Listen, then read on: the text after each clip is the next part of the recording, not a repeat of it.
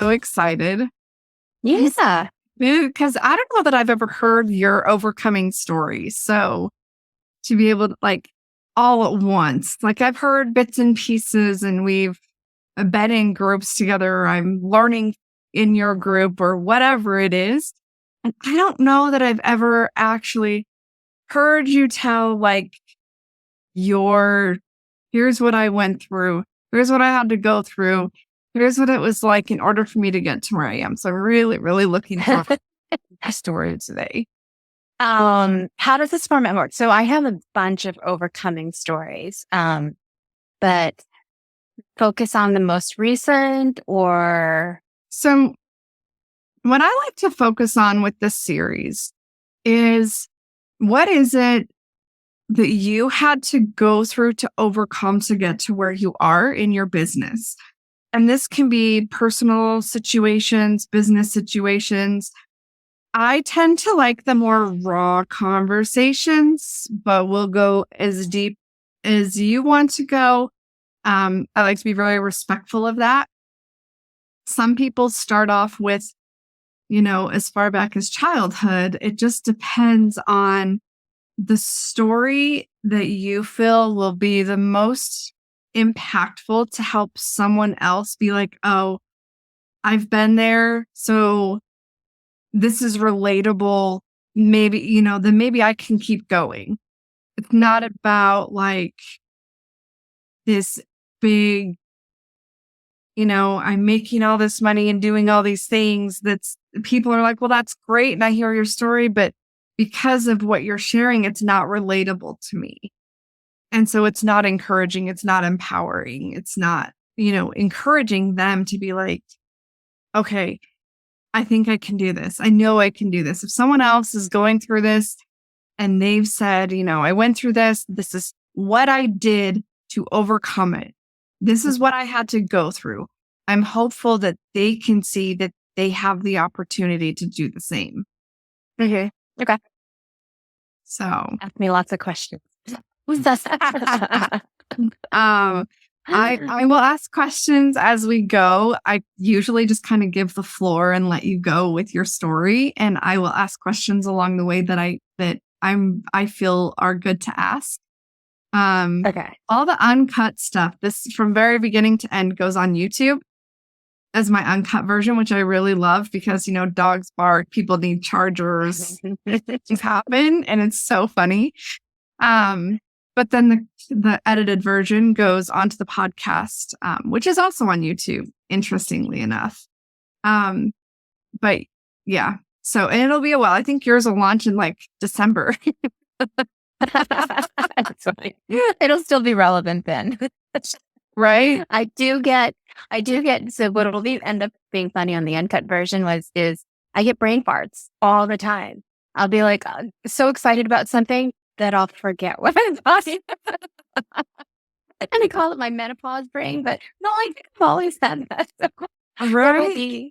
Brain farts in there. Oh, that's too funny. That's too funny. And I'm really glad that you rescheduled. I'm so happy. I was really worried you were going to be so worried that you wouldn't reschedule and be like, I'm so sensitive about that stuff. So sensitive. My husband's always like, they probably don't even care. I'm like, but no, I care. We do care. I used to be that way where I would just, if I had to even reschedule for any reason, even ahead of time, I would just be a hot mess. What is wrong? Horrible. It's that people pleaser side of me where I feel like I have to do all the right things and be who everybody else wants me to be in order for them to be happy. I am not their happiness. I'm not That's going. A good point. I am not going to. Right? I am. How do I say this? Yeah. I am not the end all be all of everything going on in someone else's world.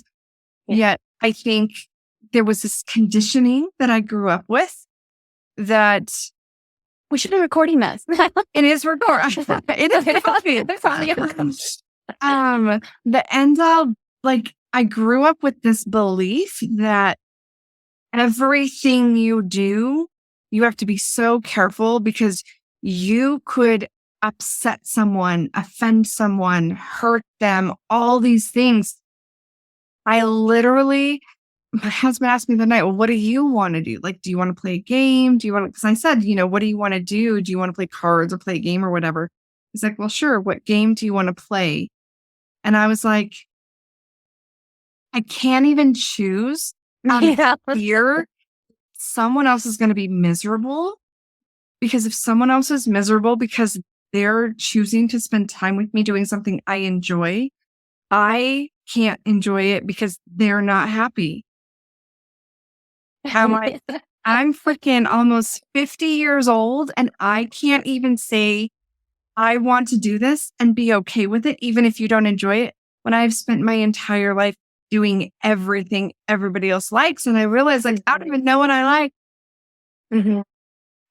And so I had to really dig deep and be like, what can I do because I have no problem when people need to reschedule. I don't know if you're like, if someone says, Lynn, I can't make it, I got to reschedule. Are you okay with that? You're like, yeah, no problem, right? Yeah. Yeah. But when you have to do it.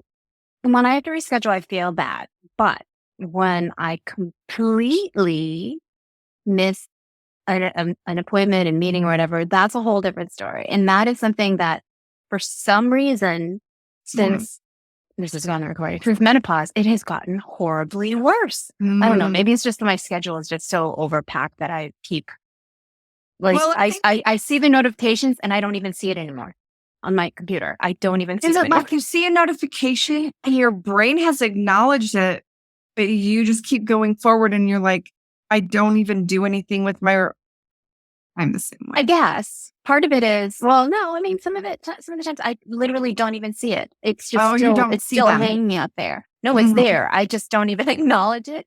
Yeah. Because I'm in so many meetings or working with my head down that I've taught myself to ignore it. And so, if I'm not at my desk, like I don't get texts, like the notification doesn't go off on my phone. People will look at it, like fix it for me, and they can't either. I don't know. I'm just jinxed. I don't know. But yes, no, I take it personally. And I'll talk about that a little bit too. So yeah. And then that's something to think about too. Like, I understand it happens. We all do it. We all miss appointments. I think what I have a hard time with is when people continue. Mm-hmm. I had this person, they scheduled a call with me. They missed it. I messaged them. No response. Couple days go by. Message them. Is everything okay? It's not like me to not hear from you. 3 days later, as if nothing happened, it was like, oh, hey, can we reschedule? I couldn't make it the other day. I was double booked. He was this, I was that. And that's where the lack of respect for my time and me being a part of that comes in. And so when I know people have a lack of respect for my time and they're going to keep doing it, that's when I have a problem. Yeah. It's when I know things happen and people honestly miss it.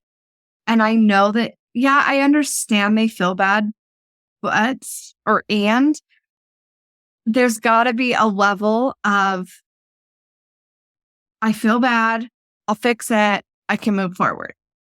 Yeah. Yeah. I'm really bad about that myself.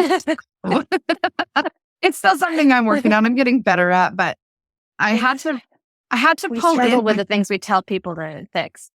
Right. I had to pull in my personal calendar into my business calendar because I allow people to schedule on my calendar. So when personal things, and my husband's like, I have to check with you so that when we can schedule things. So we set him up with my calendars so he can just add stuff when he sees that there's nothing going on.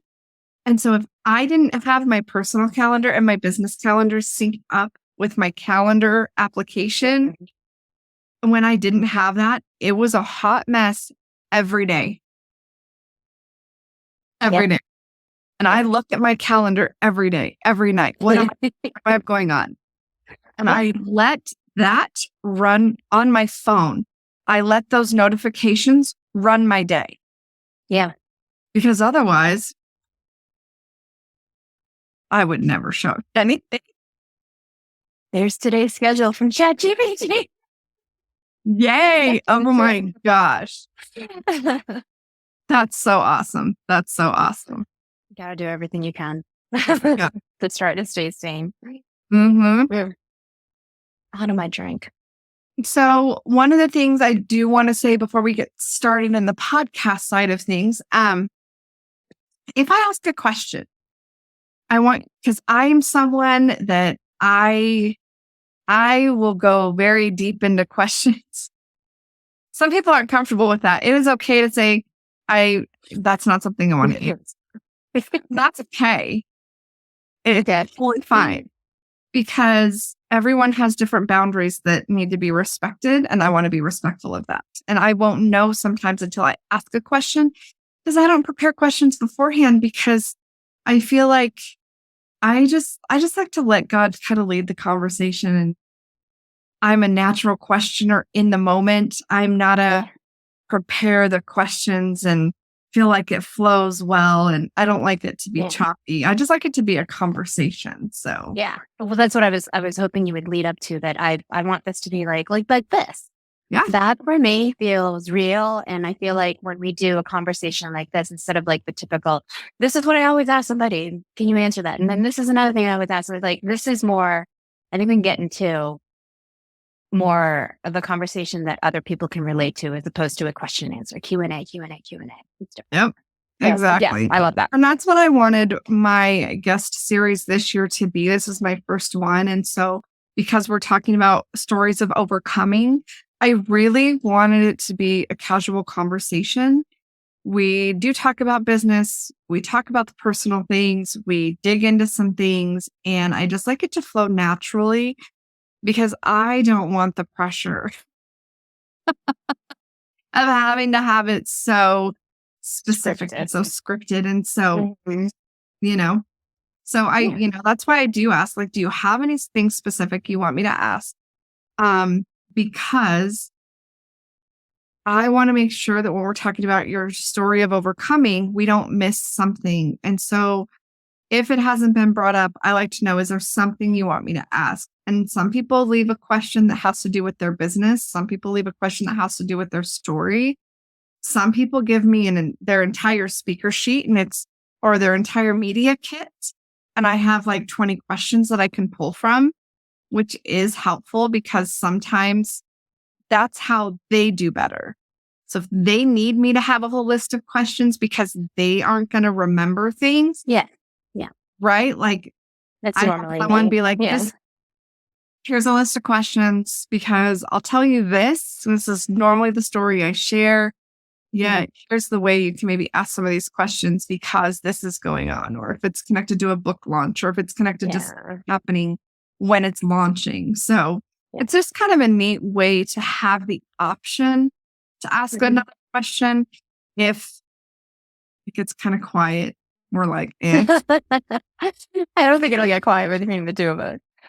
So I don't have a specific question because I think the conversation will naturally bring up Biz Besties and not necessarily Biz Bestie HQ, because this would be better to be an evergreen thing that anybody can relate to, no matter what part of business they're in, no matter, no matter what offer I have at the time too. So I think. And so right now I just want to verify a couple things. I have the free offer as the free 30 ways to grow and scale your business through collaborations guide. This is launched in December. Is that still okay? Okay, cool. I'm so looking forward to this. I don't do these on Monday morning. Shiny. Not too shiny. You know what I did? Can you believe this? Lighting. I'm going to totally do like behind the scenes right now. But my husband set up my umbrella for my light. And it's literally sitting on a microphone armbar. And my Yeti is sitting down here and on my desk instead. So I was like, I don't have a holder for my umbrella and I needed to block my light. And then That is just awesome. put my light here and it reflects the light off the wall instead of the ring light shining on me because I have glasses. Oh, wow. It's a little tip for everyone on YouTube right now. These are some little hacks you can do. I just did my my face powder hack to get rid of the shine. Oh, I didn't know that. I never thought I gotta fix my camera now. Not we messed it up. I did. I messed up. I don't need people seeing my floor. Nobody Are you wants. using your phone for your camera? No, I have a Ange tube camera on my computer. I don't use my phone hardly ever anymore. I just use this and set it up and A record webcam. from here. I have a stand, like a tripod that I can put my camera on. So if I want to stand training at my whiteboard, I can just move it around or whatever. I never thought about that. I could do that with my webcam. Huh. I didn't Yeah. think about that. And so the way I just set up my office, if I were to scoot my desk out just a little bit and put my whiteboard on that wall, I could literally just, I put my computer monitors on arm bars, little move. So I can literally flip my camera around on this, set it up, and flip my other monitor around so I can see what's happening. So I can set it all up from there and not have to, I mean, it takes a little time to get set up for you to record and all that kind of stuff, depending on what you're doing. Yeah. But I wanted a little more flexibility with using a whiteboard when I'm training or different things like that. So, yeah. And I didn't So want to have smart. to use a background all the time. So I was using a background and it distracted. Oh, you mean on Zoom? It distracted people all the time. Yeah. Oh, that's a really nice backdrop. I love your. Now, how do you make it look like you're sitting in that chair? I was like, because I am sitting in this chair. So I have to explain. I took a picture. I set up my office. I took a picture, made it my background. Yep. And I was like, I just need a back space where I don't have to worry about that. Yeah, it's true. I mean, twice now I've been on a call with you where someone's asked, "Oh, I love your background. It's not real though." And they're like, "Oh, I know it's not real." I'm like, "But it is real because that used to be the way I had my office set up. That's exactly what it looked like. That's exactly what it looked like." And so now I'm one of those people that if I was listening to this, I'd be like, "Well, what's it look like?" So I'm going to show what it would look like. This was my background. These same chairs, same curtains. I'm now looking at that wall where those pictures are. So it's not behind me anymore. That's really my bookshelf. Those are really like, this is, it's all my You're like a weatherman.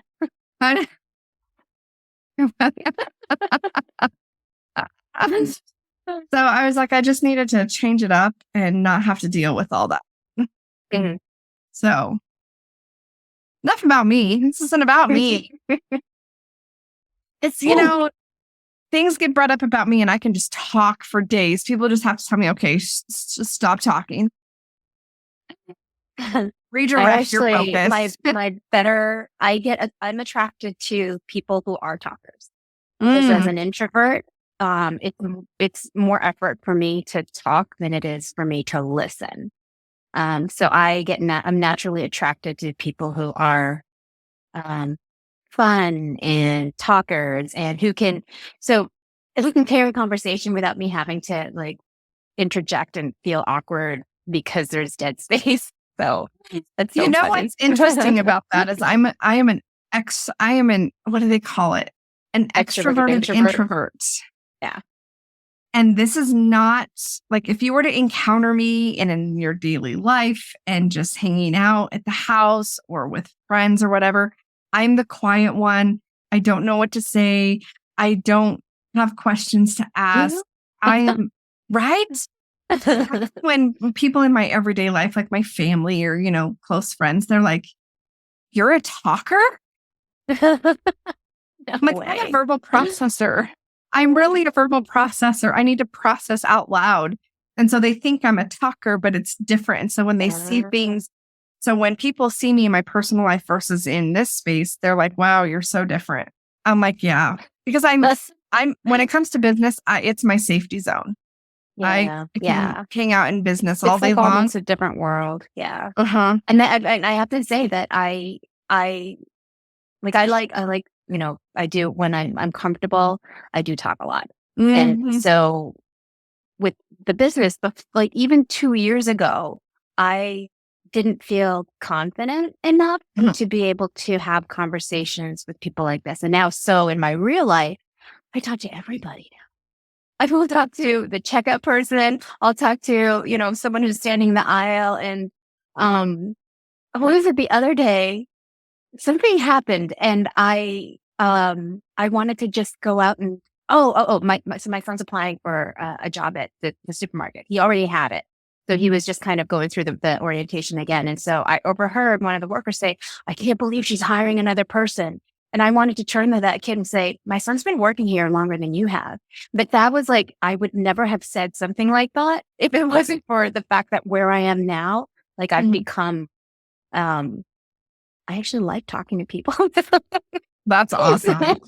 Well, see, and I'm a person like, I feel like if I feel I have a message for someone to share, like God's put something on my heart, I will go up and be like, "Hi, you don't know me. I'm sorry to bother you." You're one of those. I feel like I need to share something with you, and I'll share it with them.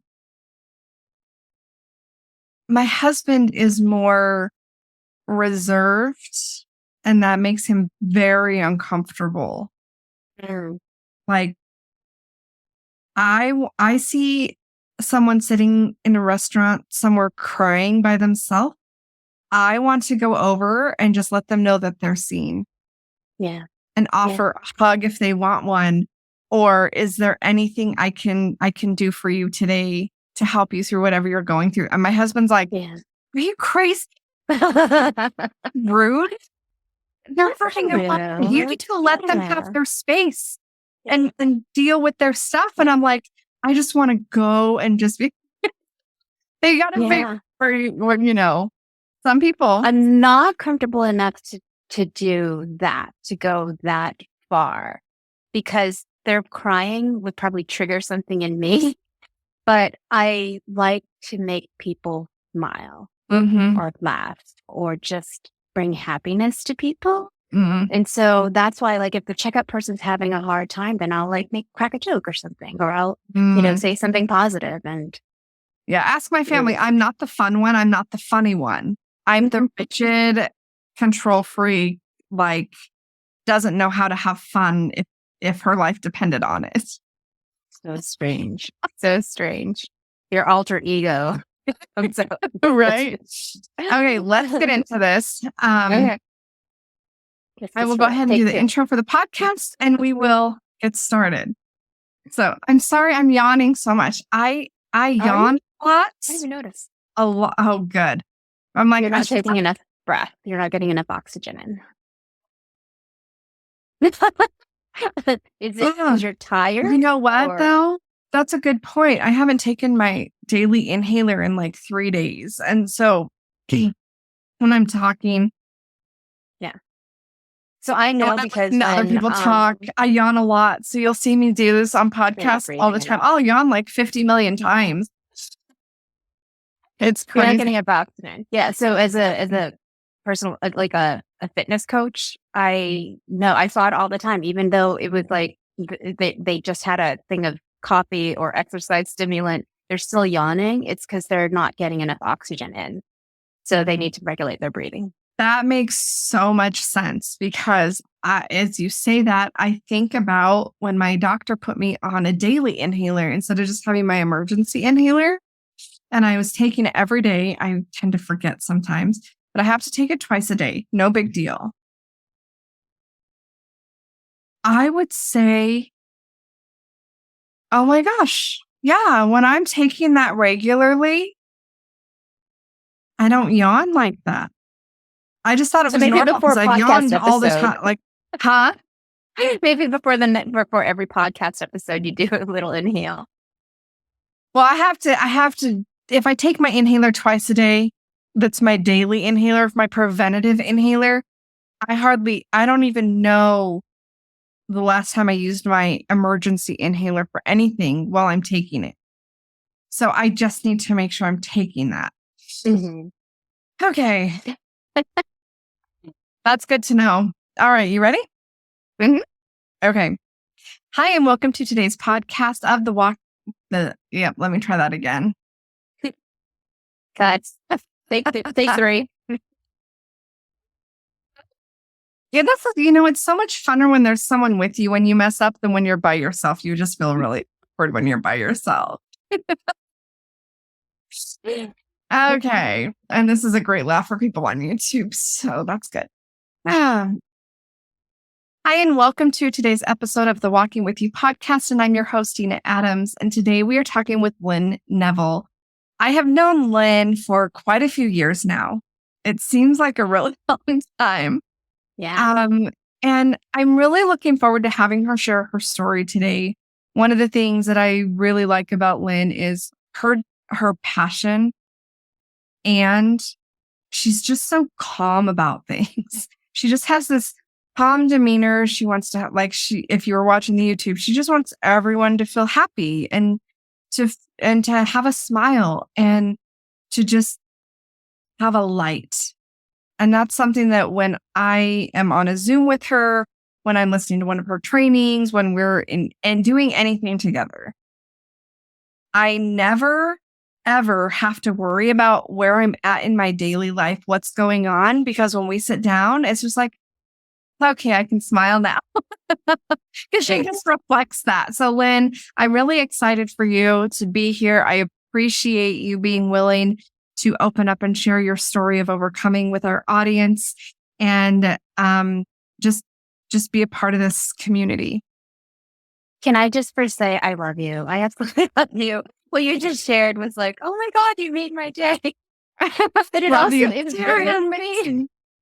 it makes me laugh because everybody says that I'm calm and I'm calming, and I'm freaking out inside my head all the time. So funny. You have a very calm demeanor about you, even when you're freaking out, if I can just say. Even like we're in a meeting, you're like, oh my gosh, and it's all this stuff. Your demeanor still stays just cold. I'm just cold. Let's see. I'm a cold person. Maybe. I don't know. Oh, how funny. Well, Lynn, why don't you go ahead and share with us a little about who you are, what you do, and who you serve in your business, and then we'll get into your story. Yeah. Okay. So I'll tell you the boring stuff. I am a business strategist who specializes in lead generation and networking in online events. And I'm also the founder of Biz Bestie HQ and the 6-figure Biz Content Club. And what I do is I help businesses grow their audience and get more leads and make more income with really simple tools and strategies that get results without the overwhelm. And so my motto is you get to say goodbye to the struggle bus and say hello to a list full of loyal followers who want to buy your products and actually work with you. So that's the boring stuff. And that's everything you do. I've been in your world for a while. We got connected through another program we were taking at the same time, and I've watched the business side of this journey, and I just love being a part of your world and a part of your community and the people that you bring together and the opportunities and the things that I learn. And it's just been so amazing for me, especially as I'm learning more about collaborations and I'm learning more about just those connections that I want to make and how to set myself up for that. Like for those listening, my collaboration page on my website would not have happened without Lynn, because I don't know about anybody else, but knowing what to put out there so that you can have certain opportunities a lot of times is more of the challenge than the actual knowing what you want to do. Mm-hmm. And it's just, Lynn told me one day, you're just going to do it right now. You're just going to open up your website. I remember that. Start this page and you're just going to put this stuff on there. And since I did that, there's a weight that was lifted that I felt like if someone asked me to collaborate, I could at least send them to this. And since that happened, I took an entire training on media kits that I had already gotten access to before I started Biz Bestie HQ from someone who's been in broadcasting since I can remember, because I didn't know who she was when I met her, but I heard her voice and I was like, why do I know you?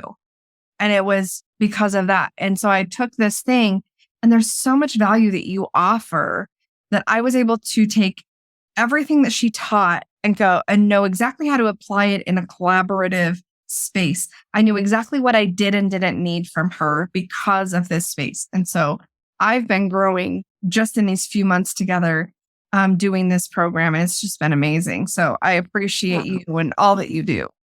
Thank you. And it's been, I've loved, and I mentioned this to you before, I've loved seeing everything that's coming out of you, the evolution that you're going through. And you're more confident about what you say, how you talk about yourself, and you're honed in more. And I love that. I love seeing what the journey that you've been on. Thank you. And I think that's one of those things that I sat down with my marketing strategist after going through some of your stuff about collaborations. And I said, I found this thing from like 3 years ago. And she goes, okay, so we've been in each other's world for about 2.5. And this is everything you do. But she always kept saying, you keep changing what you're doing. And I kept hearing that from so many people. And it wasn't that I was changing what I was doing. I was trying to figure out how to say it. Mm-hmm. And it's just, and you've just been able to help me so much. Anyway, I want to make sure we have room for the story, because we can. You and I could probably sit and talk all day long if we have the space. So, well, we need to do a retreat. We need to do an event somewhere so we can hang out. Yeah, I know. Okay, so Lynn, why don't you go ahead, and I would love for you to start with wherever you want in your story that's going to share some of the struggles that you went through that led you, that you had to go through, probably even maybe before you started a business or when it started, that were challenges for you that you've been able to overcome, and how you've overcome those. Yeah. So I'm going to go way back to the beginning. Ready? Get your armchair out. My psychiatrist session here. So going way back, I was born in the Philippines. We moved to America when I was 4, or rather my dad was already in America, and he brought my mom and my siblings over to America when I was 4.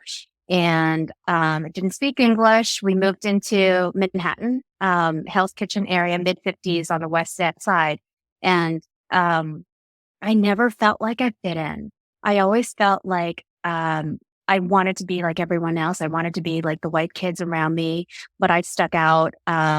I was also a middle child, so I wanted to please everybody in the family and wanted everyone to get along. And I also grew up in a very, my dad was expected a lot of us, especially since we were the first of the kids of my cousins and stuff to come to America. And so there were so many high expectations of us. And then it didn't help that we went to parochial school for elementary school. It was just, I always had to be a high achiever. I always had to do the right thing. I always had to live up to everybody else's expectations. And so that's something I've always struggled with, and that I still struggle with, even after being in business for this many years, after being in corporate for so many years.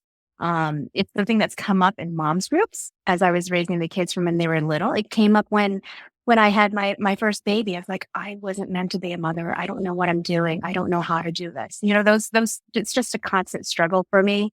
But there have been a lot of things along the way that helped me to overcome that. It still resurfaces, but one of the things that it kind of serves all the different struggles that I have is finding biz besties. I have to say, it's a harder thing to do it in my personal life. I always have to remind myself, my husband tells me all the time, don't forget, it takes effort. You need to invest in your friendships. Don't forget, like, this person's inviting you to go out. Just because you're feeling afraid, just go. You still have to, it's still a friendship. And so for me, I found it easier in the business world. I don't know why, but having people by my side and not doing this all by myself has made a huge difference. So the first few years, it was freaking lonely. It was so hard because I thought I had to do everything. I didn't know, you don't know what you don't know. So there were so many questions, and then I would just um, sign up for so many trainings and try to figure out on my own, and things didn't mesh. Something conflicted with something else. What do I start now? This sounds good, but no, that thing sounds even better. And I'd be split, and I was just a hot mess. It was hard. It was crazy. It was lonely. It was really, and that was the biggest thing, I think, lonely. And I doubted myself so much. And I had my husband who was very supportive, although he wanted me to get a real job all the time. He was like, just get a real job. It's not the same. Your spouse, your partner, turning to them when they aren't in the same space as you is hard. They don't get it. They want to fix things for you. My husband especially want to fix things for me. And I don't want that. I just want someone to hear me and to understand what I'm going through. And not necessarily give me advice. When I ask for advice, that's a different story. But when I'm just venting, you have those hard days. And so I think for me, along the journey of my personal life and my business life, the game changer has been having at least one person at my side who gets me, gets what I go through, gets how hard the entrepreneurial journey is, and how it's, every day is different, and it's okay to have crappy clients. It's okay to have crappy customers, but it really helps when you're having that horrible day to have someone talk you off the ledge, to have someone say to you, that person just sucks. You don't. So just let go of it, move on, or even just to have I think I want to do this. What do you think? Turning to someone just to get that, am I crazy? Or does this actually sound like something that makes sense? That kind of thing. So that's been the game changer for me. Dead No, silence. I know. That is that's a long history, right? Like that's way, way, way back. And so I kind of maybe want to ask a few questions around that because I would like some context maybe.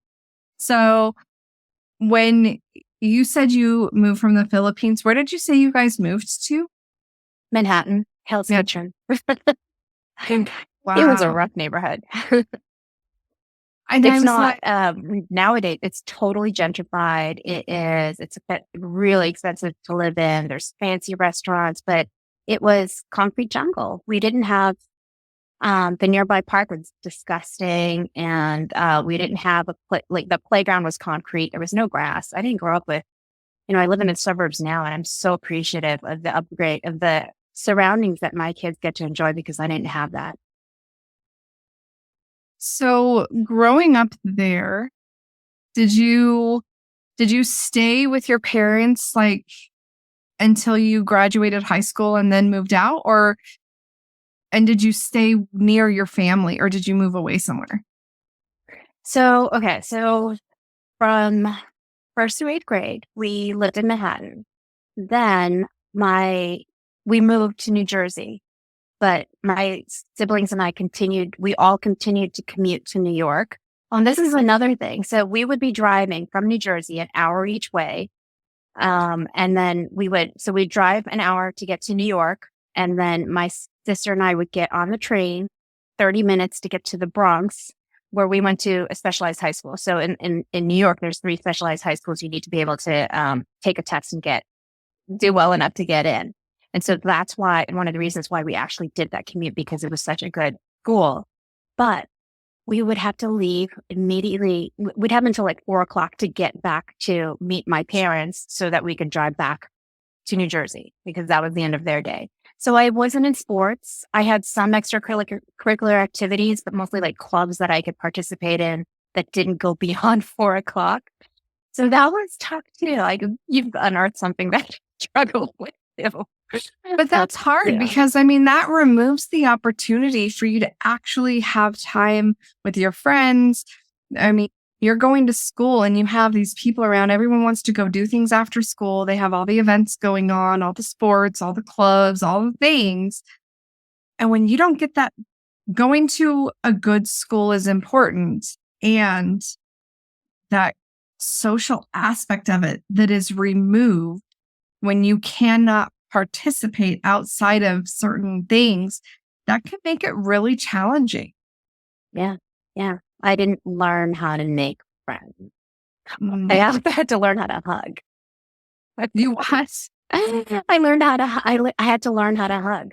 Mm. Yeah. So, I mean, even in college, I had struggled with feeling comfortable with making friends. And then after college, I got a corporate job. I remember in my corporate job, they called me Julie from Love Boat. Do you hear about the Julie Stupid? What was her last name?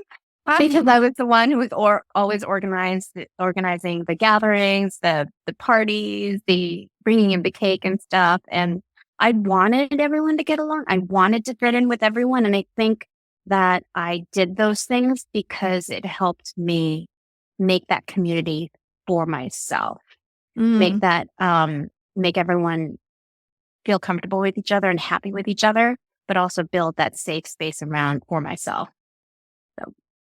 So what made you decide to go from, after college, working, what made you decide to go into entrepreneurship? So I've always, from that background of having high expectations and always having to exceed and excel at everything, that expectation that was on me, I've never been the kind to just sit and do nothing. Even when I had my first baby, I did all the direct marketing businesses. So they're living at home, like the jewelry things, all that stuff, because I wanted to feel a sense of accomplishment. I wanted to feel like I was still doing something to contribute to the family and still being looked at as, oh, she's actually good at something, So I always had these side things. I did the direct sales. I actually owned a children's consignment business. I can't remember all the other stuff that I've done. I've always been busy. I'm having a brain fart right now. There you go. I lost my train of thought. Hey, they I told happen. you it was going to happen. Right? But I think the important part of that is we all function differently. And what we go through in life, what can fuel one person can debilitate another. And so as you're talking about all the challenges that you went through growing up and how you utilized the parts of who you are and who you've become in order to move you forward is really encouraging, because I'm the opposite. I will use everything to hold me back. Mm-hmm. Oh, I can't do it. Okay. I guess, yeah. Like I learned to not trust myself and believe everybody else around me, even if they were wrong. And I knew they were wrong. And so so listening to you, it's like, oh my gosh, that's a choice, right? We get a choice every second of every day to change how we want our life to go. And to think, as you're talking about your story, I'm like, oh, well, I never had to go through that. I didn't have to go through that either. It wasn't really that hard for me. And I'm realizing that some things, if you compare, right, we shouldn't compare. We should never compare. But some things that we put in our perspective that seem so hard and so awful, when we put it in when we get out of our own perspective and look at other things going on around us, maybe it doesn't seem as bad as it was.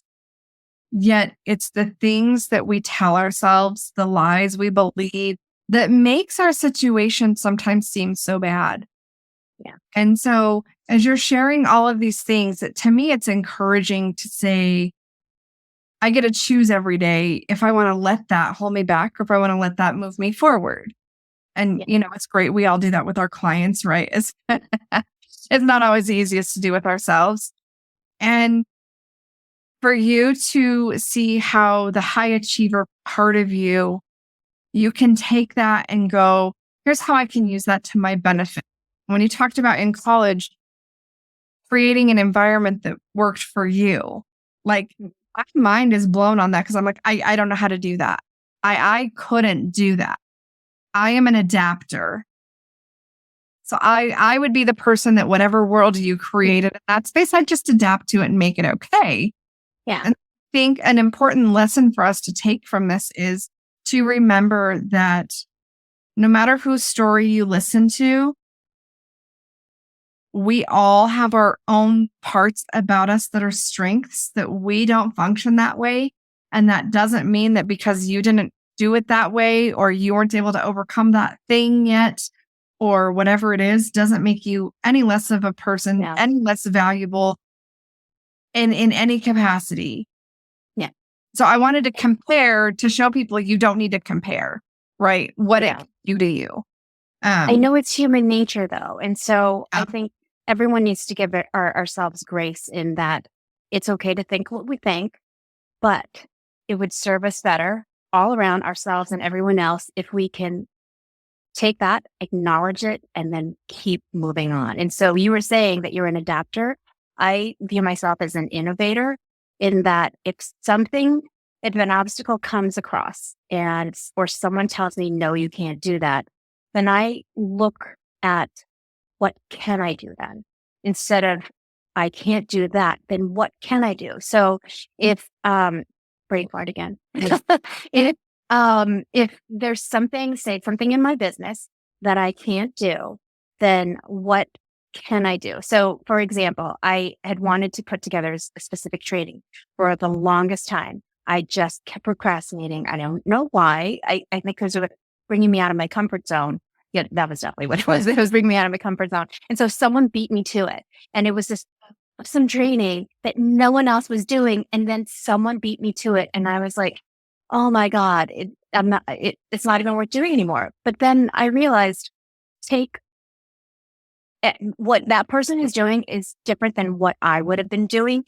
Take it as a learning experience, see what they're doing, and then make what I was going to do even better, but still get it out there.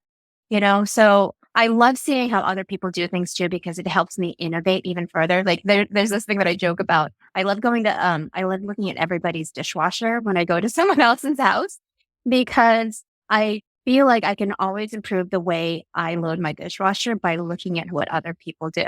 And so I do that in business too. I feel like I can serve people better by improving what I deliver, by seeing what other people do that has done really, really well, and the things that don't really work as well. So that's why I think, in business too, that I'm an innovator. And then also I hate struggle. I don't want people to struggle. I want everyone to be happy. So everything I do is based on how can I make this the easiest, simplest way for them to avoid the struggles that I went through, and then to get the results without having to go through that struggle.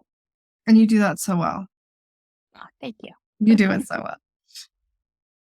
And so one of the questions I would love to have you share or things I would love to have you share is, because this is something that most people struggle with, is you talk about the high achieving and the expectations.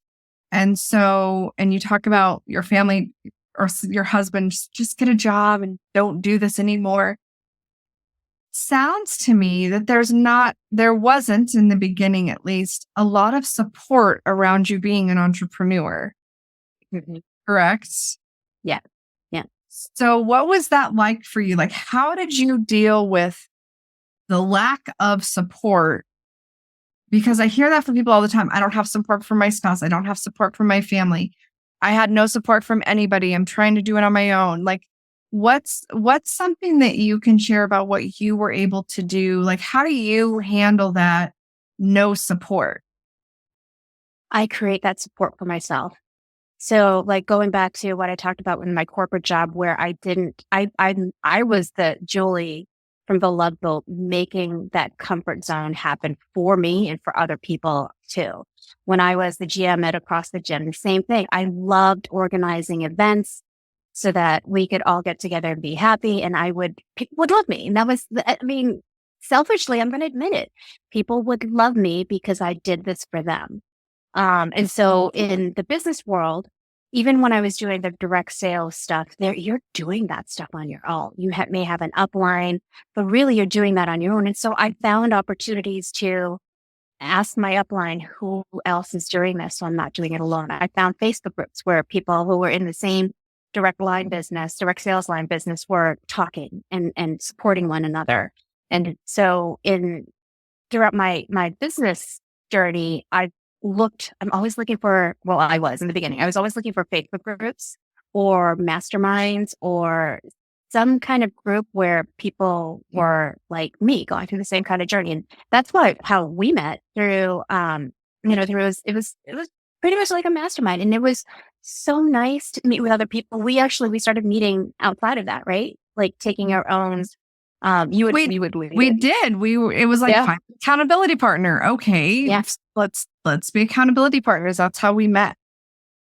And I think we sell ourselves short by not looking at that piece instead of turning to YouTube or to Google to look for an answer to the things, or to taking another course and not actually implementing anything. I think having an accountability partner is huge. It makes such a difference, but also to not rely on other people to make things happen for you all the time. And so for me, I learned to make that support system happen for me, whether it was in the beginning, those Facebook groups, and then eventually into those masterminds, and then eventually to just finding the besties.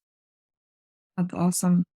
Well, I appreciate you being here and sharing your story. One of the things that I really enjoy is I am enjoying is just your community. I'm in your free Facebook community. That's how I when we met, it was just like kind of getting connected with you however I could. And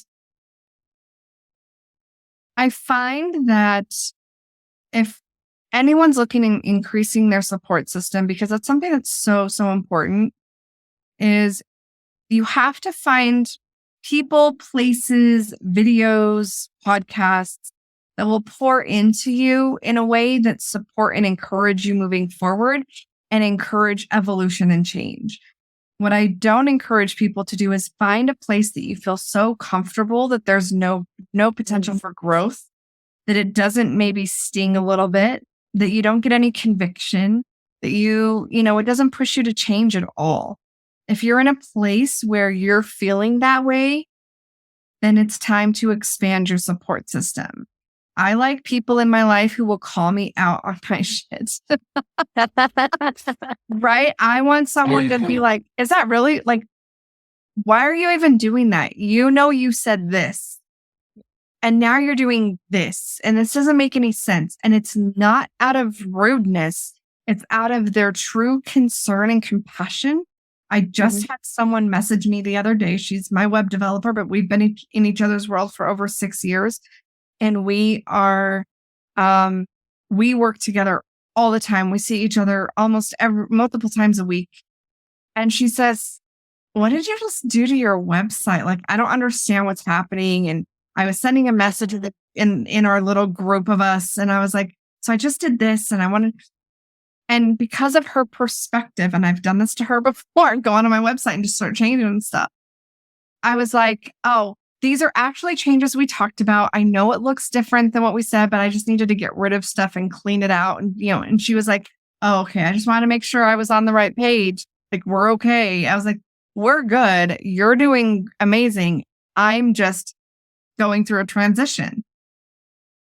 Having people who aren't afraid to ask you the tough questions, those are people you want in your circle. When you can say, hold me to this. And if you see these things, please say something, because we don't always see it when we're in it. Yeah. Right. And so we need that support system around us. If you don't have someone connected below, see. And this is why that is. Hold on one second. Hold on. Go on. Don't know why. Don't know what happened. And we'll just back up a little bit for the podcast, but and so I think it's so important to, I don't even know what I was saying. So you can get connected below, right? Like you can You can get connected in Lynn's community below, my community below.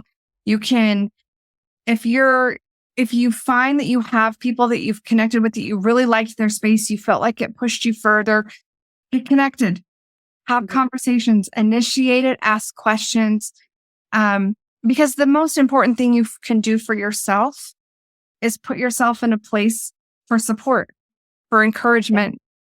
And when I didn't have support when I started, in the way that I needed, my support was YouTube videos, Facebook groups, reading books. Who were the 5 people I wanted to spend the most time with? Well, I have 5 kids and a husband.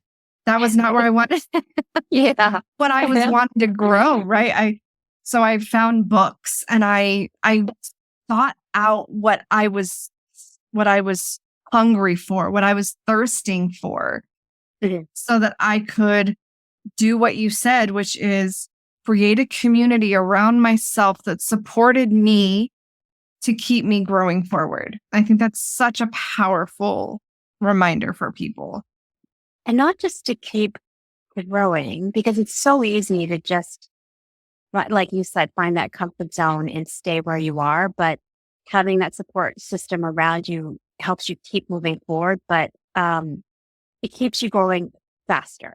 So when we're doing things on our own, we're reading the course, we're reading the guides, we're Googling stuff. It is a slow learning curve. And even just finding a friend who has used that product or has a product that can tell you, no, it's a piece of crap. Don't waste your time on this. But here's something that is so awesome that would help you even more. So here, sign up for this. So having that outside view to hold you, to really see into you, especially to see what's going on in your head and to see any conflicts going on and that indecision happening, but also to help give you recommendations because they've gone through it before, helps you move forward faster, Yeah. Awesome. Well, thank you so much for your time. I want to let you all know that Lynn has a free offer for everyone as well. So you'll find the link below this video. It's free 30 ways to grow and scale your business through collaborations guide. And she just has so much to offer. There's so much greatness in her community and her programs and what she does for people. And I've gained so much from it. So if you want to get introduced into her world, click any of the links below. She's got all of her stuff there, social media, website, the free offer, and get connected if you felt that you aligned with her in any capacity. So Lynn, thank you so much for being here and sharing your time with us on the podcast today. I just really appreciate it. Thank you so much for having me. This was so much fun. That was awesome. Thank you. This was great. We went on and on and on. We did, and that's okay. That's right. That's okay. Yeah. It was really good though. I liked it was sometimes hard to have that comfortability when you don't know people. And because what I like is we've known each other for so long that some of the things about how I interact with people, I tend to, like I said, I adapt. So I tend to, if I have someone really high energy, I'm more high energy on my podcast. Like, I don't know what it is, but I thrive off, I kind of other people's energy.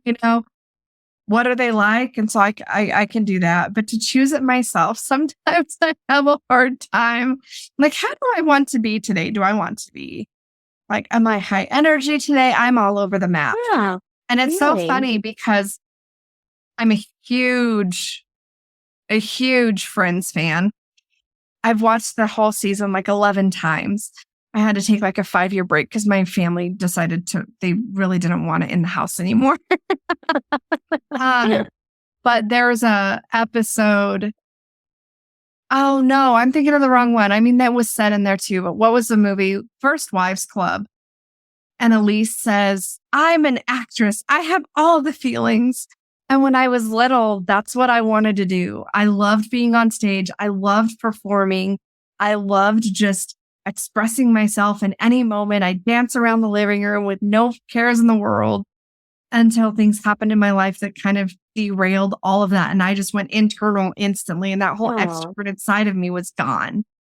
And so I think about that where just these behaviors and these emotions and these actions will come out of me. And so that's like, I write very differently than I talk Huh.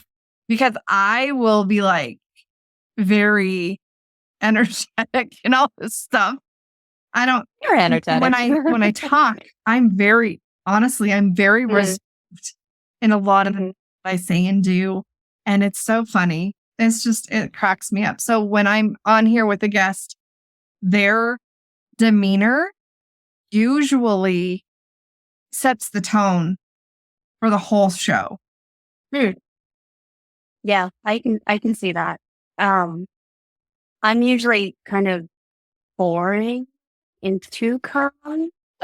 And until I get to something that lights me up or gets me heated. And then it's like I start talking too fast. I start talking too loudly. And then I can hear myself being like, and I can't stop myself. It That is happened so today. funny. That's so funny. Well, awesome. Thank you. I appreciate this. You'll get all the assets and everything not too far before it launches. Unless I really get on the ball and can get everything edited by the end of June like I'd like to.